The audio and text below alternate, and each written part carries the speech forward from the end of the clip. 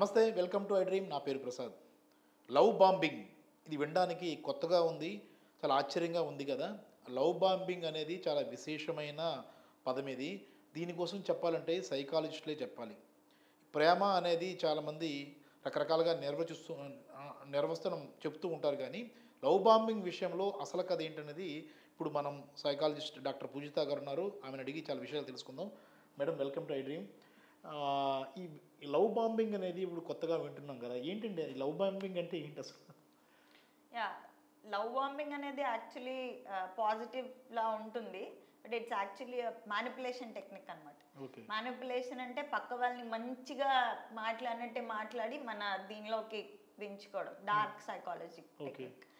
So ఏంటంటే love bombing వీళ్ళు కలిసిన వెంటనే, అంటే కలిసిన మొదటి రోజే లేదా కలిసిన ఒక 1 వీక్ 15 డేస్లోనే వీళ్ళు ఏంటంటే టూ మచ్ ఎక్సెసివ్ ఎఫెక్షన్ చూపిస్తారు. వెంటనే ఐ లవ్ యూ చెప్పడం, వెంటనే టూ మచ్ ఆఫ్ ప్రైజ్, విపరీతంగా మమ్మల్ని పొగిడేయడం, విపరీతంగా ఫ్లాటరీ అనమాట. నువ్వు నాకు నచ్చావు, నేను నా లైఫ్ లాంగ్ నన్ను చూడగానే లవ్ ఎట్ ఫస్ట్ సైట్ వచ్చి. లవ్ ఎట్ ఫస్ట్ సైట్ అనేది డిఫరెంట్, లవ్ బాంబింగ్ అది కొంచెం పాజిటివ్. సో అదైనా సరే ఎవరైనా సరే జస్ట్ మీ గురించి తెలుసుకోకుండా, మీ గురించి ఏ విషయాలు తెలియకుండా అలా ఎలా పడిపోతారు? సో టూ మచ్గా ఎఫెక్షన్ చూపించడం, టూ మచ్ పొగిడేయడం. సో ఫస్ట్ ఏం చెప్తున్నానంటే, ఇది వాళ్ళు కొన్నిసార్లు తెలియక చేయొచ్చు. డెఫినెట్లీ లవ్ బాంబింగ్ అని చెప్పలేం, ప్రతి ఇండివిజువల్కి వేరీ అవుతూ ఉంటాయి, వాళ్ళ మానసిక పరిస్థితి బట్టి, వాళ్ళ సిచ్యువేషన్ బట్టి. నేనేంటంటే చెప్తున్నాను, ఇది ఒక డార్క్, టూ మచ్ ఎవరైనా ఎక్సెస్గా చేస్తే. మళ్ళీ అగైన్ మీకు ఎవరైనా లవ్ బాంబింగ్ మిమ్మల్ని చేస్తున్నారని తెలిస్తే మిమ్మల్ని మీరు విశ్లేషించుకోండి, లేదా ఒక ప్రొఫెషనల్ కన్సల్ట్ చేసాకే దాన్ని కంక్లూజన్కి రండి. అంతేగాని ఎవరైనా కొంచెం నిజంగా ఇచ్చి చూపించుగానే అదే లవ్ బాంబింగ్ అని చెప్పలేం, 100% ఇదే అని చెప్పలేం. సో ఇది నేను ఇస్తున్న డిస్క్లైమర్. ఏంటంటే జనాలు వీళ్ళు నార్సిసిస్ట్ అంటారంటే అందరినీ నార్సిసిస్ట్ అంటున్నారు. సో అలా కాదు, మేబీ వాళ్ళు తెలియక చేసి ఉండొచ్చు, బట్ ఇప్పుడు మాట్లాడుకునేది మనం డిఫరెంట్, నిజంగా లవ్ బాంబింగ్ చేసే వాళ్ళ గురించి. సో వీళ్ళు ఏంటంటే గిఫ్ట్స్ ఇవ్వడం, కాస్ట్లీ గిఫ్ట్స్ ఇంప్రెస్ చేయడానికి అనమాట. కలిసిన వారం రోజుల్లోనే, కలిసిన నెలలోనే చాలా ఎక్సెసివ్. చిన్నగా పువ్వు ఇవ్వడం వేరు, చిన్న ఒకటి ఇంకేదో ఇవ్వడం వేరు, చిన్న గిఫ్ట్ ఇవ్వడం వేరు, పెద్ద పెద్దవి అనమాట. Too much valuable gifts, showering of gifts, affection, I love you చెప్పడం. రెండో ఇంపార్టెంట్ విషయం ఏంటంటే, వీళ్ళు కలిసిన వారానికి లేదా కలిసిన 1 మంత్లోనే 24 గంటలు వీళ్ళతోనే మాట్లాడాలనుకుంటారు. 24 గంటలు. ఫర్ ఎగ్జాంపుల్, మనం ఒక పనిలో ఉన్నాం, ఫోన్ ఎత్తల, లేదంటే మనం ఏదో చేసుకుంటున్నాం, మనం వాళ్ళ మెసేజ్కి రిప్లై ఇవ్వలేదు, వాళ్ళు అక్కడికి ఆగరు. అదే పదే పదే పదే ఫోన్ చేయడం, పదే పదే మెసేజ్ చేయడం, నువ్వెక్కడున్నావు, నువ్వెవరితో ఉన్నావు, నువ్వు నాకు ఎందుకు ఇవ్వలేదు అంటే. వీళ్ళు ఎలాగా బిహేవ్ చేస్తారంటే, ఇంకా యూ ఓన్ ద పర్సన్. అంటే ఇంకా వీళ్ళు ఏం కమిట్మెంట్ ఇవ్వరు, ఏం డిస్కషన్స్ జరగవు, జస్ట్ సరదాగా మాట్లాడుకోవడం స్టార్ట్ చేస్తారు, లేదా డేటింగ్ స్టార్ట్ చేస్తారు. చేసిన వెంటనే విపరీతమైన డిమాండ్ అనమాట పక్క వాళ్ళ మీద. ఇంకొకటి జెలసీ ఫీల్ అవ్వడం. ఫర్ ఎగ్జాంపుల్, వాళ్ళు మిమ్మల్ని ఎక్కడున్నావు అని అడిగారు, మీరు ఒక రెస్టారెంట్కి వెళ్ళానో, లేదా ఏదైనా సినిమాకి వెళ్ళానో, ఎక్కడికైనా ట్రిప్ వెళ్ళానో ఫర్ ఎగ్జాంపుల్ మీరు చెప్పారు, జెలసీ ఫీల్ అవుతారు, నాకు చెప్పకుండా ఎందుకు వెళ్ళిపోయారు. బికాస్ వాళ్ళకి ఏంటి, జస్ట్ ఒక 4 రోజులు పరిచయం అయిన వాళ్ళు, మీ లైఫ్ మీకు ఉంటుంది, అప్పటిదాకా మీరున్న లైఫ్. వాళ్ళు ఏం ఎక్స్పెక్ట్ చేస్తారంటే, హోల్ వరల్డ్, మీ తాలూకా మొత్తం ప్రపంచం వాళ్ళ చుట్టే తిరగాలి. It's a very toxic signal. మొత్తం మీ పనులన్నీ పక్కన పెట్టేసి వాళ్ళతో మాట్లాడాలి, వాళ్ళతో వెళ్ళిపోవాలి, వాళ్ళతోనే ఉండాలి. ఇంకొక చాలా ఇంపార్టెంట్ విషయం, కమిట్మెంట్ని డిమాండ్ చేస్తూ ఉంటారు. ఫర్ ఎగ్జాంపుల్, పెళ్ళి కానీ, నువ్వు నన్ను లవ్ చేయనే డిమాండ్ కానీ. బికాస్ నేను చూసాను నిన్ను, నాకు నువ్వు నచ్చావు, కాబట్టి నీకు కూడా నేను నచ్చేస్తాను. నచ్చేస్తావు. వాళ్ళు ఏంటంటే దే ఫీల్ దట్ నాకు నచ్చేస్తావు, ఇదే రూల్ వాళ్ళ ప్రపంచంలో, ఇదే రూల్. నాకు నచ్చావు కాబట్టి నువ్వు కూడా నేను కూడా నచ్చేయాలి నీకు. లేదంటే వాళ్ళు నచ్చేదాకా గిఫ్ట్లు పంపించడమో, ఈ ఎఫెక్షనో, ఈ ఫోన్లో ఏవో చేస్తూ ఉంటారు.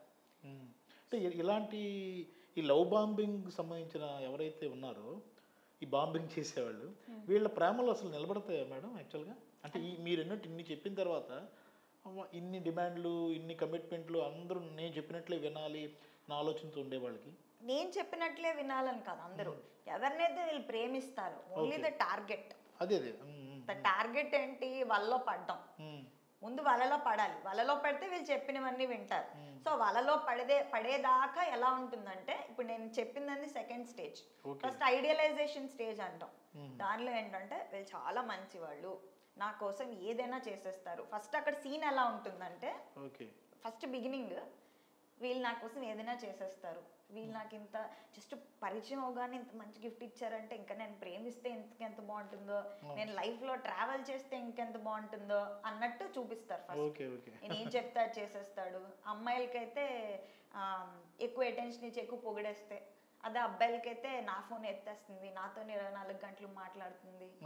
పాత గర్ల్ ఫ్రెండ్కి అది బిజీ వచ్చింది అనుకోండి, ఈ కొత్త గర్ల్ ఫ్రెండ్ వెంటనే 24 గంటలు అందుబాటులో ఉంటే అదే హ్యాపీ. ఎప్పుడైనా ప్రీవియస్ వాళ్ళతోనే, అబ్బాయి అయినా అంతే. ముందు అమ్మాయి ఇలా ఉండేది, ఇప్పుడు ఈ అమ్మాయి ఇంకా బాగుంది, ఇలా ఏదో ఉంటుంది. సో ఆ డిఫరెన్సెస్ ఏంటంటే వాళ్ళు క్లియర్గా ఐడియలైజ్డ్గా ఉంటారు. అంటే ఎలా అంటే పర్ఫెక్ట్ అబ్బాయి అబ్బా అన్నట్టు బిహేవ్ చేస్తారు. స్టార్టింగ్లో జెలసీ అనుకోరు. సో టార్గెట్ ఎవరైతే ఉన్నారో వాళ్ళు ఏమనుకుంటారంటే జెలసీగా తీసుకోరు, అబ్బా నాకు ఎంత పాజిటివ్గా ఉన్నాడు. సో ఎవ్రీథింగ్ లుక్స్ పాజిటివ్గా అనిపిస్తాయి. స్టార్టింగ్ పీరియడ్ పాజిటివ్గా ఉన్నాడు, మరి నేను ఎక్కడ ఇంటికి వెళ్ళగానే టెక్స్ట్ చేయి, ఎవరితో ఉన్నావో మెసేజ్ అంటే, మనకు ఎంత సెక్యూరిటీ కూడా, నాకు ఎంత సెక్యూరిటీ ప్రొవైడ్ చేస్తున్నాడు, ఎంత రెస్పాన్సిబిలిటీ తీసుకుంటున్నాడు, ఎంత అకౌంటబిలిటీ తీసుకుంటున్నాడు లేదా తీసుకుంటుంది. సో ఇలా అనుకుంటారు, నాకు ఎంత గొప్పగా కొన్నాడు, ఎంత మంచిగా మాట్లాడుతున్నాడు, ఇవే చూస్తారు. ఇది ఫస్ట్ స్టేజ్. అవన్నీ అయిపోయి కొంతమంది ట్రాప్లో పడిపోతారు. సో ఫస్ట్ దీనిలో నేను ఫస్ట్ డిస్క్లైమర్ చెప్పినట్టు, అన్నిసార్లు లవ్ బాంబింగ్ అవ్వక్కర్లేదు, కొన్నిసార్లు లవ్ బాంబింగ్ అవుతుంది. మీకే గట్ ఫీలింగ్ తెలిసిపోతుంది, చాలా మందికి తెలిసిపోతుంది. ఇది తెలుసుకోవాలంటే, ఇది డిఫరెన్షియేట్ చేయాలంటే జస్ట్ కామన్ సెన్స్ చాలు. మీరేవి పెద్ద పెద్ద చదువులు అక్కర్లేదు, కామన్ సెన్స్ చిన్నగా వాడితే మీరు 2-3 సార్లు మీకు మీరే చెక్ చేసుకుంటే, కౌంటర్ చెక్ అంటారు కదా, మీకు మీరే చెక్ చేసుకుంటే తెలిసిపోతుంది అనమాట వెనక్కి వెళ్ళి. సో అది అయిపోయిన తర్వాత సెకండ్ స్టేజ్ డిస్కార్డ్ చేసేస్తూ ఉంటారు. వన్స్ వీళ్ళ ట్రాప్లు పడిన తర్వాత స్లోగా ఈ విత్డ్రాయల్ చూపిస్తూ ఉంటారు. అంటే ఇప్పటిదాకా ఒక ట్రీట్మెంట్ అలవాటైంది మన టార్గెట్. వాళ్ళు ఏం చేస్తారంటే సడన్గా ఫోన్లు ఎత్తకపోవడం, సడన్గా మాట్లాడడం మానేయడం, సడన్గా అప్పటిదాకా చూపించిన ప్రేమను తగ్గించడం, విత్డ్రా చేసుకోవడం. సో అలా విత్డ్రా చేసుకోవడం వల్ల వీళ్ళు ఏమవుతారంటే, ఈ బుల్లి అవుతున్న వాళ్ళు వాళ్ళ ఎఫెక్షన్ కోసం లేదా వాళ్ళ ప్రేమ కోసం వాళ్ళని బతిమలాడడం, వాళ్ళని అడుక్కోవడం, ఇంకా ఏడవడం, ఇంకా వాళ్ళు సైకలాజికల్గా ఇబ్బంది, టార్చర్ ఫీల్ అవుతూ ఉంటారు. సడన్గా మనం ఎక్కువ ఇచ్చేసి వెంటనే తీసుకో. సో దానివల్ల ఏంటి, నువ్వు ఇలా చేస్తే నేను నీతో మాట్లాడతాను, నువ్వు ఈ విధంగా ఉంటే, ఈ పని చేస్తే లేదా ఈ విధంగా బిహేవ్ చేస్తే నేను నీతో మాట్లాడతాను. సో అదేమవుతుంది, వీళ్ళ ప్రేమ కోసం వాళ్ళు స్టార్ట్ చేయడం చేస్తూ ఉంటారు, అబ్యూస్ స్టార్ట్ అవుతుంది. సో అదేంటంటే వీళ్ళకి అలవాటు అయిపోతుంది అనమాట. ఓకే, నేను ఈ విధంగా వాళ్ళని కంట్రోల్ చేయగలను. ఏం లేదు, సింపుల్గా ఒక మనిషి మీద కంట్రోల్ పెట్టడం, మ్యానిపులేట్ చేయడం. సింపుల్, అంతే లవ్ బాంబింగ్ అంటే. అంటే మేడం, ఇప్పుడు అంటే ఇలాంటి వారి విషయంలో మనం ముందుగా మీరు అన్నట్టు చాలా ఈజీగా ఎవరైనా మన పరిచయం అయిన తర్వాత ఆ వ్యక్తులతో స్వభావం మీరు చెప్పిన విధంగా ఉంటే ఖచ్చితంగా లవ్ బాంబింగ్ చేస్తుంది అన్నట్టు మనం తెలుసుకోవచ్చు. ఇలాంటి వాటి నుంచి ఎంత వేగంగా బయటపెడితే అంత మంచిది అంటారా, లేదంటే మానసికంగా చాలా ఇబ్బంది పడే పరిస్థితులు ఉంటాయా? Sooner the better. ఎంత ఫాస్ట్గా తెలుసుకుంటే అంత బెటర్. ఆ తేడా ఎలా తెలుస్తుంది అనేది చాలా మందికి కామన్ సెన్స్ బట్టి తెలుస్తుంది. లేదు మాకు అర్థం కావట్లేదు, మేము కన్ఫ్యూజన్లో ఉన్నామంటే, మీకు బాగా తెలిసిన, మీరు అనుకునే మెంటర్నో, మీ క్లోజ్ ఫ్రెండ్నో, ఫ్రెండ్స్లో కూడా చాలా ప్రాబ్లం అండి. ఎందుకంటే కొంతమంది జలసీతో, కొంతమంది రకరకాల, నాకు పడలేదు వీళ్ళకి ఎందుకు పడింది అనే జలసీతో కూడా రాంగ్ జడ్జిమెంట్లు ఇచ్చే వాళ్ళు ఉంటారు. చాలా మంది అంటూ ఉంటారు, నా ఫ్రెండే నాకు థెరపిస్ట్, నా సైకాలజిస్ట్ అని.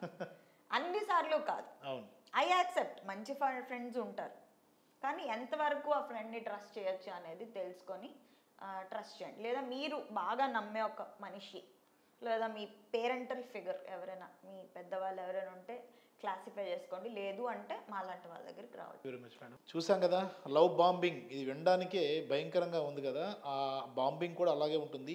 ముందుగా లవ్ అనేది ఉంటుంది, ప్రేమ అనేది. ప్రేమ పేరుతో బాంబింగ్ చేసేవాళ్ళు ఇది ఒక మానసికమైన వ్యాధిగానే పరిగణించాలి.